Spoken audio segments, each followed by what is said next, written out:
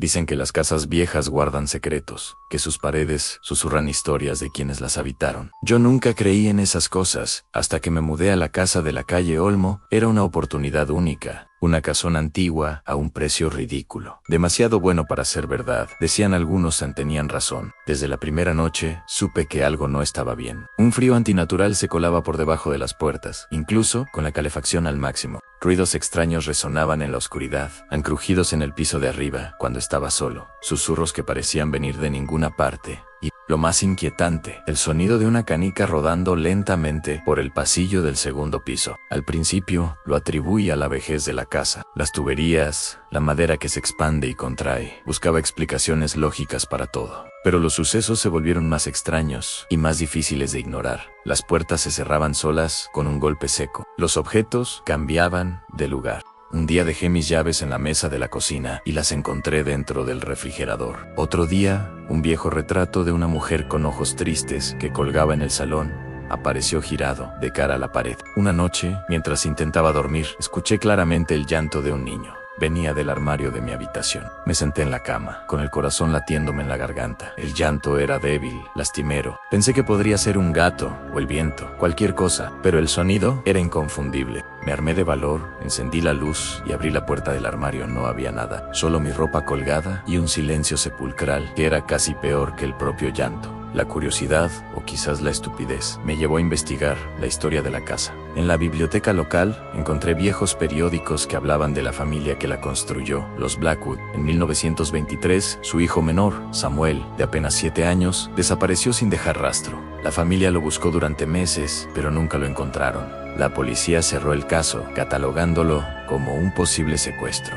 La madre, dicen los recortes, perdió la razón y murió pocos años después, convencida de que su hijo seguía en la casa. Esa noche, el sonido de la canica rodando por el pasillo me despertó de nuevo, pero esta vez fue diferente. No se detuvo al final del pasillo. Siguió rodando, cada vez más cerca de la escalera, y luego, bajando escalón por escalón. Toc, toc, toc. Un sonido lento y deliberado que me helaba la sangre. Me escondí bajo las sábanas como un niño, rezando para que se detuviera. El sonido cesó justo al pie de mi cama. No me atreví a moverme. Sentí un peso hundirse en el colchón, a mi lado. Luego, una pequeña mano, fría como el hielo, rozó mi mejilla. Grité con todas mis fuerzas mientras saltaba de la cama y encendía todas las luces. No había nadie. Decidí explorar el ático, el único lugar de la casa que no había revisado. Estaba lleno de polvo y telaraña. En un rincón, debajo de una lona, encontré un viejo baúl de madera. Estaba cerrado con un candado oxidado. Lo rompí con un martillo.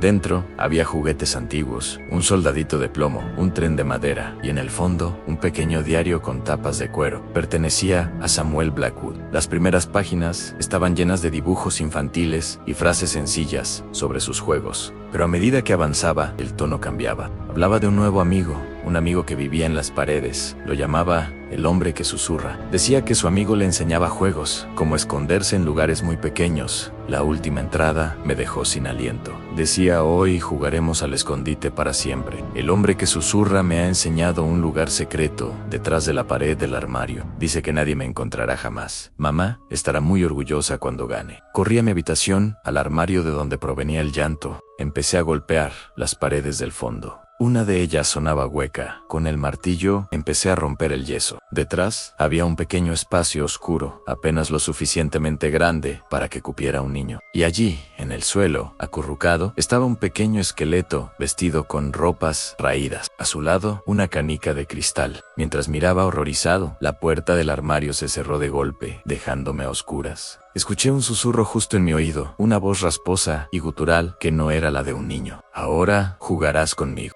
Salí de esa casa esa misma noche, con lo puesto. Nunca volví. A veces, cuando el silencio de la noche es absoluto, creo escuchar el débil sonido de una canica rodando en la distancia. Y sé que el hombre que susurra sigue esperando a su próximo compañero de juegos. La siguiente historia le ocurrió a un amigo de mi padre, un camionero llamado Ricardo, que hacía rutas nocturnas por carreteras secundarias. Él siempre decía que la noche en la carretera tiene sus propias reglas y sus propios fantasmas. Una madrugada de invierno, mientras conducía por una carretera desolada en medio de la nada, vio a una mujer haciendo autostop al borde del camino. Llovía a cántaros y la figura parecía temblar de frío. Ricardo, a pesar de la prudencia que siempre le caracterizaba, sintió lástima. Detuvo su camión y la mujer subió. Era joven, de unos 20 años, con el pelo oscuro, pegado a la cara y unos ojos grandes y tristes. Llevaba un vestido blanco completamente empapado. Ella le dijo que su coche se había averiado a unos kilómetros y que necesitaba llegar al siguiente pueblo. Su voz era apenas un susurro. Durante el trayecto apenas hablaron. Ricardo intentó iniciar una conversación, pero ella solo respondía con monosílabos. Había una tristeza profunda en ella que lo incomodaba. Para romper el hielo, Ricardo le ofreció su chaqueta. Ella la aceptó con una leve sonrisa y se acurrucó en el asiento. Unos 20 minutos después, llegaron a la entrada del pueblo. Ricardo le preguntó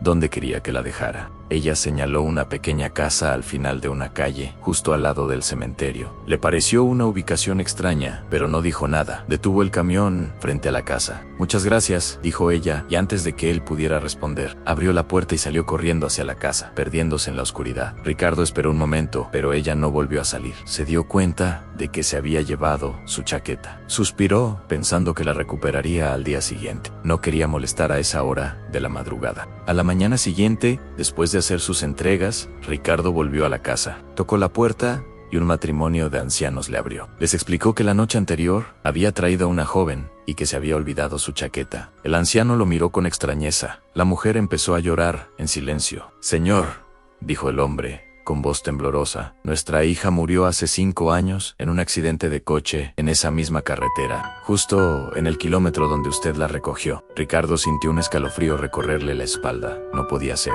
Él la había visto, había hablado con ella. «Eso es imposible», insistió Ricardo. Era real, llevaba un vestido blanco. La anciana sollozó más fuerte. «Ese era el vestido con el que la enterramos», dijo entre lágrimas. El anciano, viendo la incredulidad en el rostro de Ricardo, lo invitó a pasar. Lo llevó hasta el cementerio que estaba al lado de la casa. Se detuvieron frente a una lápida de mármol. En ella estaba el nombre de la chica en Elena y grabada en la piedra, una fotografía de la misma joven que había subido a su camión. Ricardo se quedó sin palabras, con el corazón martillándole en el pecho. Pero lo que vio a continuación lo dejó helado para el resto de su vida. Colgada sobre la lápida, como si alguien la acabara de dejar allí, estaba su chaqueta. Estaba seca, perfectamente doblada. Ricardo nunca más volvió a conducir de noche por esa carretera. Dice que a veces, en sus pesadillas, ve el rostro de Elena en el retrovisor, con sus ojos tristes y su vestido blanco empapado, pidiéndole que la lleve a casa. Una vez más, gracias por acompañarme en estas historias. Si te atreves a escuchar más, no olvides suscribirte y activar las notificaciones. Nos vemos en la próxima pesadilla. Duerme bien, si puedes.